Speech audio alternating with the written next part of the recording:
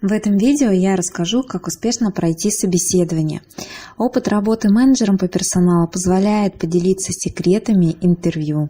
Когда человек подготовленный приходит на собеседование, он более уверенный. И это помогает как раз раскрыть ему профессиональные и личностные качества. Как подготовиться и показать себя как профессионала, давайте с вами посмотрим. И как вы думаете, в первую очередь, на что обращает внимание работодатель? Конечно же, это на внешний вид. Это визуальная оценка. У вас только один шанс произвести первое, и оно должно быть положительное впечатление. Ваш внешний вид должен соответствовать на первой встрече корпоративной культуре и стилю компании. Да, вы сейчас подумайте, откуда я знаю, что там за корпоративная культура и стиль. Эту информацию можно найти на сайте компании. Обратите внимание также на ценности компании, миссии и историю развития. У меня была ситуация, когда ко мне на собеседование явилась девушка на позицию менеджера по обучению в короткой джинсовой юбке. Я сразу анализирую, делаю выводы.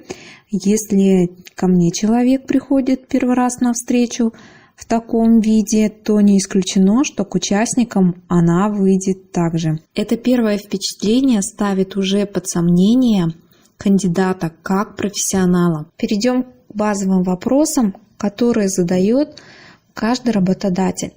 Вопросы могут быть переформулированы, но суть остается та же. И первый вопрос, который задает работодатель: расскажите о себе. Специалист хочет услышать, насколько вы структурированно и логично можете доносить информацию. Я рекомендую начать рассказ о своих профессиональных достижениях с конкретными только результатами и фактами, чтобы это не была вода.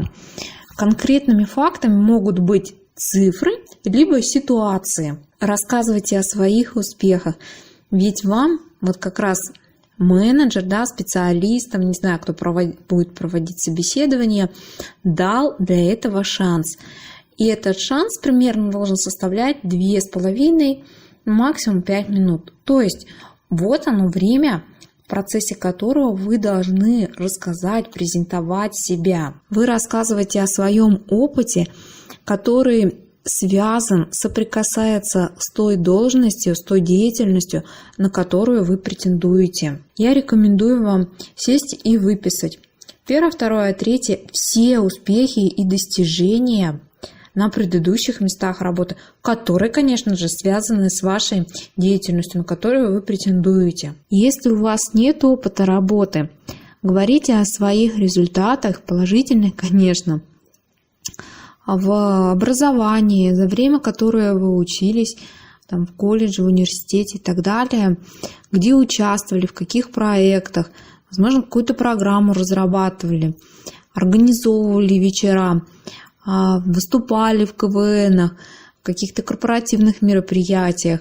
То есть то, что характеризует вас с положительной стороны. Еще из моей практики такая ситуация, когда мне кандидаты говорили: а вы можете более конкретно сказать, что вы хотите услышать обо мне? Я ничего понять не могу, думаю, что вообще такое происходит, почему мне этот вопрос задают?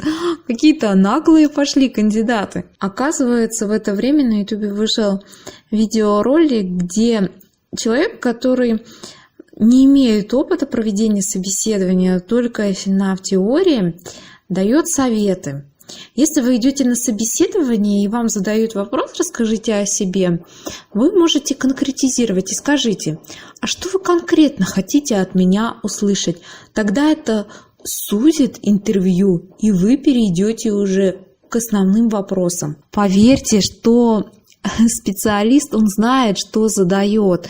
Это как раз открытый вопрос, и он нужен для того, я уже объясняла, чтобы в целом посмотреть на кандидата, даже эмоционально оценить, посмотреть, насколько он умеет доносить информацию. Когда рассказали о своем опыте работы, о своих достижениях, переходите к следующему моменту, какие у вас планы развития на будущее и примерно в какие сроки. Лучше ориентироваться, конечно, на ближайшие 3 года. После этого логично будет сказать, почему и заинтересовала меня ваша компания. Можно сказать, и вашей компании на данной позиции в ближайшие 3 года я смогу реализовать себя как специалист. После того, как вы рассказали о своих профессиональных достижениях, рассказали о дальнейшем карьерном развитии и почему заинтересовала именно эта компания, можете рассказать немного о своей личной жизни. Углубляться в семейную жизнь не стоит. Здесь важно сказать: замужем, женаты, планируете, когда жениться, выходить замуж, если есть дети. Говорим, сколько лет, сколько детей, в садик, в школу ходят и территориально где проживаете. Для того, чтобы работодатель понимал, сколько времени уйдет на то, чтобы добраться до работы. Следующий вопрос, который задаст вам работодатель, это почему ушли с предыдущего места работы. Еще раз так говорю, что вопросы могут местами, конечно, меняться. Если мы разбираем по порядку, не значит, что работодатель будет также спрашивать. Задает вопрос для того, чтобы действительно узнать причины вашей поиска работы и ваше в целом отношение к предыдущему месту работы. И также мотивацию, что вы хотите и почему вы на сегодняшний день в поисках работы. Отвечая на данный вопрос, я рекомендую говорить об общих вещах. Например, хотите расти и развиваться дальше, работая над новыми проектами, интересными задачами. О бывших работодателей не говорим отрицательно. Говорите только положительные моменты, ситуации, которые с вами происходили на предыдущем месте работы. Еще такой момент: говорим только правду. Потому что сейчас настолько развиты коммуникации, средства связи, и работодатель все равно соберет рекомендации в любом случае с последнего места работы, либо с последних 2 мест работы. Узнает, какие отношения были у вас в коллективе. Спросит обязательно у вашего руководителя, взяли бы назад вас, что он может сказать, как о работнике о вас. В общем, здесь информация должна быть только правдивая. Если вы долго находитесь в поиске работы, также последует вопрос: почему вы долго ищете работу? Можно сделать акцент на саморазвитии. Скажите, какие вы семинары, например, посетили. Сейчас очень много онлайн-курсов, дистанционного обучения. Действительно, просмотрите какой-нибудь вебинар по вашей деятельности и сфере. Может, не один, а может на самом деле пройти даже обучение. И об этом можно рассказать, что вы для себя вынесли с данного обучения по своей деятельности, либо это было ваше хобби. Были такие кандидаты, которые говорили: да, мне поступали предложения, и много предложений с этой компании, но я еще выбираю, думаю, меня они пока не устраивают. Вот как раз этот момент свидетельствует о том, что у человека завышенные амбиции или высокая самооценка. Можно сказать, по семейным обстоятельствам, где требовалось ваше присутствие и внимание. На сегодняшний день у вас все наладилось, и вы готовы приступить к своей деятельности. Разберем следующий вопрос: чем вы можете полезны быть для нашей компании? Или почему вы остановились на нашей компании, выбираете нашу компанию, если, конечно, вы сами откликнулись на данное предложение. Работодатель смотрит, насколько вы вообще ориентированы на компанию, поэтому я еще раз вам говорю: читайте информацию о компании, смотрите, анализируйте сайт компании.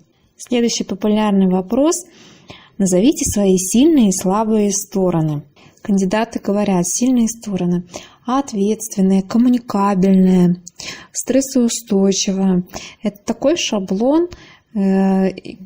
Каждый практически кандидат об этом говорит. Проанализируйте, вот что вы можете в себе выделить особенное. Например, дисциплина. Я дисциплинированный человек. Встаю каждый день в 6 утра, делаю зарядку, читаю новую информацию по своей деятельности, либо книгу читаю. Назовите, какую книгу вы читаете, почему вы на этой книге остановились. Усидчивый, например, я человек. Если я начинаю какое-то дело, я обязательно довожу его до конца, и это будет положительный результат. Усидчивая, любое дело довожу до положительного результата. Любознательная, интересуюсь новинками своей деятельности и в целом, что окружает меня. Расскажите о своих интересах на сегодняшний день. В слабых сторонах можно назвать одно качество, которое не будет соприкасаться с вашей деятельностью, работой. Например, вспыльчивая, я над этим работаю. Скажите, как вы над этим работаете. Следующий вопрос. Как вы считаете, какого уровня заработной платы вы достойны? Здесь нужно не продешевить и не завысить планку. Для этого я рекомендую сделать мониторинг. Посмотрите, сколько на самом деле стоит ваша деятельность и насколько вы сами себя оцениваете. Мы с вами рассмотрели основные базовые вопросы, которые задает специалист по подбору персонала.